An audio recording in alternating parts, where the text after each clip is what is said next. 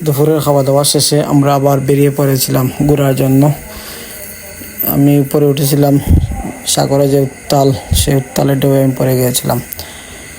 সাগরের ঠিক মাঝখানে একটি দ্বীপ ভেসে উঠেছে, সেই দ্বীপকে আমরা দেখার জন্য যাচ্ছি। আমরা দ্বীপে চলে এসেছি এই মুহূর্তে। দ্বীপটা খুব সুন্দর এবং অতুলনীয়, এক কথায় জাস্ট ওয়াও। এই দ্বীপে আমরা বিকাল সন্ধ্যা পর্যন্ত থাকবো, এখানে একটু ঘোরাঘুরি করব, ফটো ভিডিও তুলবো, খুবই এনজয় করব এখানে। আসলে দ্বীপটা দেখার জন্য আমরা অধীর আগ্রহে ছিলাম। দ্বীপটা দেখেছি, খুব সুন্দর।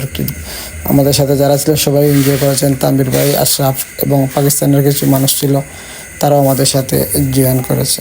খুবই সুন্দর, জাস্ট ওয়াও।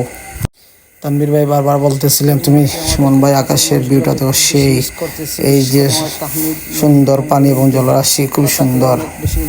পানিটা দেখে তিনি খুবই আবির্ভূত এবং উচ্ছ্বাসিত। আসলে দ্বীপটি খুবই সুন্দর, তাই আমরা অনেকক্ষণ ছিলাম এই দ্বীপে, একটু ঘোরাঘুরি করলাম সন্ধ্যা পর্যন্ত। তারপর আমরা আবার আমাদের হোটেলে চলে যাব। এই দ্বীপটাতে এসে আমরা খুব বেশি মিস করতেছি আমাদের রহিন, নুরুল এবং তাহমিদকে। ওরা থাকলে আরও বেশি এনজয় করতে পারতাম, ওরা খুবই খুশি হতো।